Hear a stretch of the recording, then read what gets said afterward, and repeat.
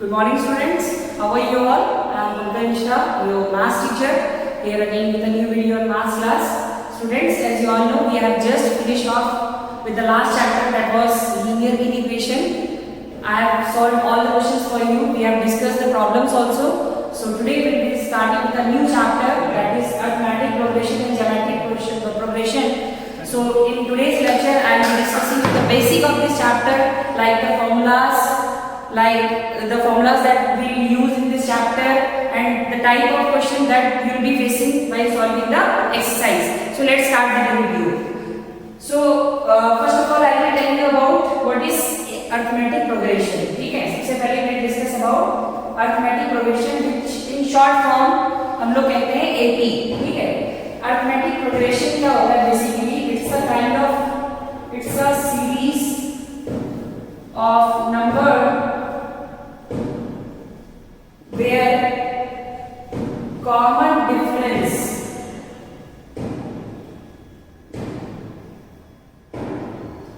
between the two numbers is always same. Common difference is represented by D.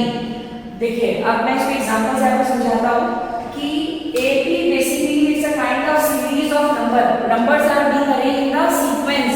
एक sequence में होते हैं जिसमें कॉमन डिफरेंस सेम होना चाहिए.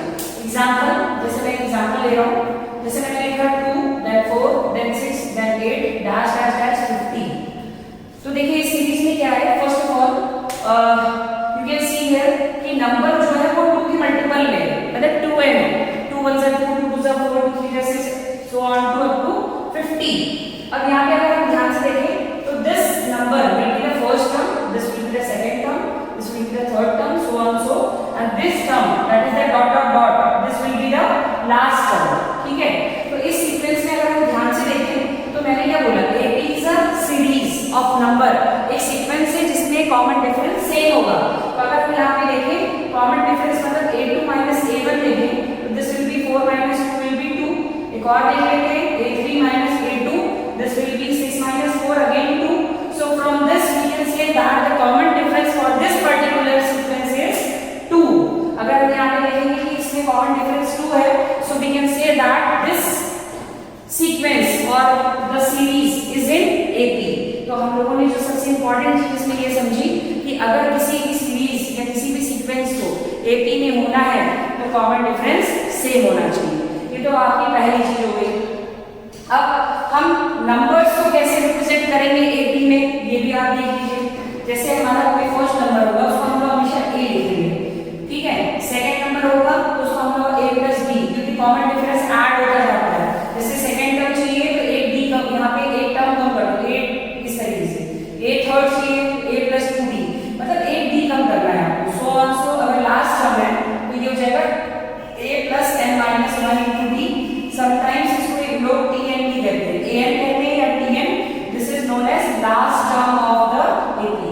ये लास्ट टर्म कहलाती है. ठीक है, so this is also known as the general formula of AP. अगर हम जनरल फार्मूला की बात करें तो यही आपका जनरल फार्मूला है, A plus n minus 1 into D, where A is your first term, this is your first term, n is the number of terms, D is the difference, common difference.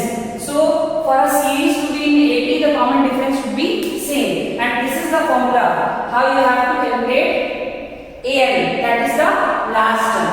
ठीक है, अब आपको मैं check करना सिखाता हूँ. जैसे अगर हम मान लीजिए क्वेश्चन, यहाँ पे मैंने बहुत सिंपल सी क्वेश्चन बनाई थी.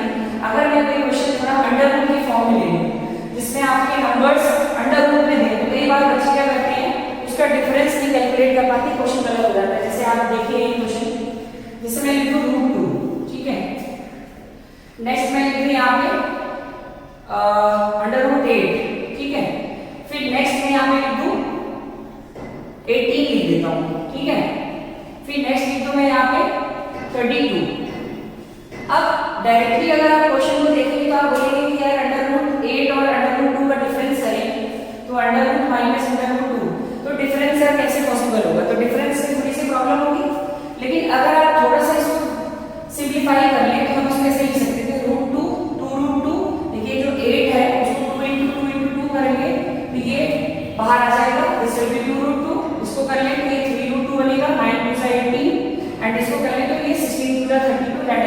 4√2 बन जाएगा, ठीक है।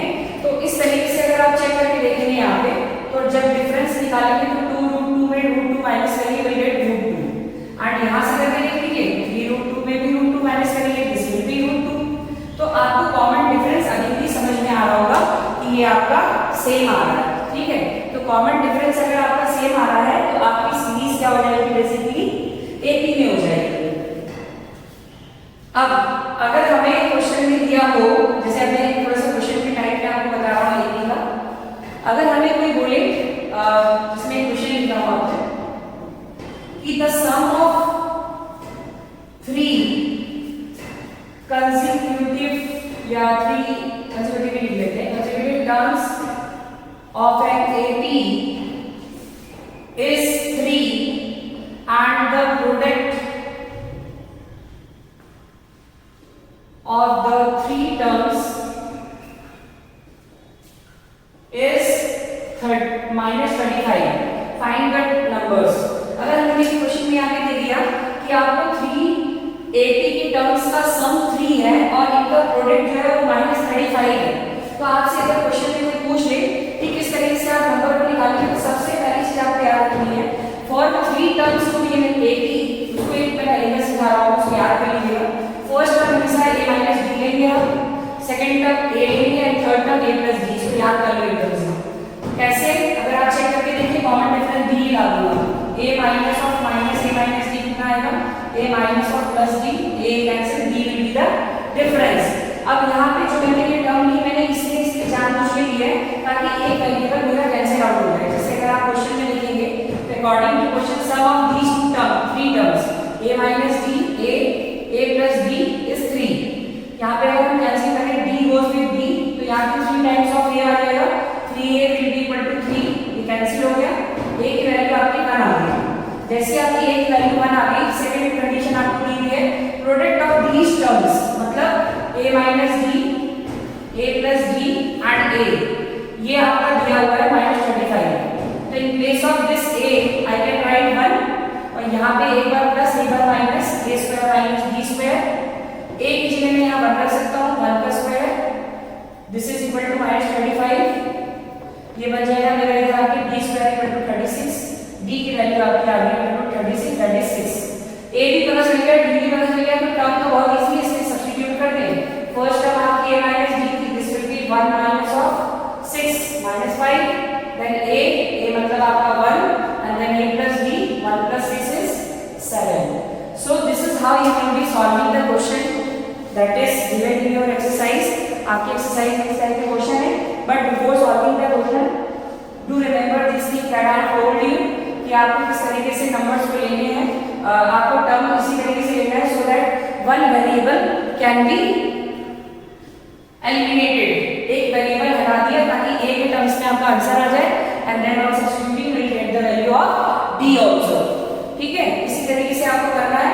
तो आज मैं आपको कुछ क्वेश्चंस के वो बता दे रहा हूँ, फॉर्मूलाज कि कौन से आपको इसमें यूज करने हैं, and in my next video I will be starting with the exercise because this video was particular about the basic of this chapter.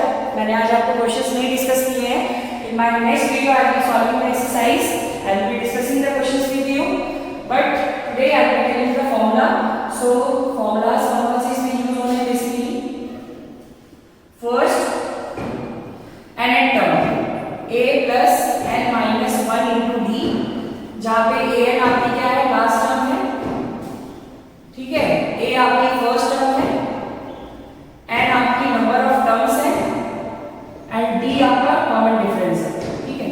ये आपका फर्स्ट फॉर्मूला हो गया। सेकंड फॉर्मूला हमारा है इसमें Sn, जो सम ऑफ nth टर्म होता है, बेसिकली ये n/2 2a plus n minus 1 into D, ये आपका फॉर्मूला हो जाएगा। इसमें अगर आपको किसी भी एपी में फर्स्ट और लास्ट टर्म पता है तो इसी फॉर्मूले को हम ऐसे लिख सकते हैं n/2 a प्लस l।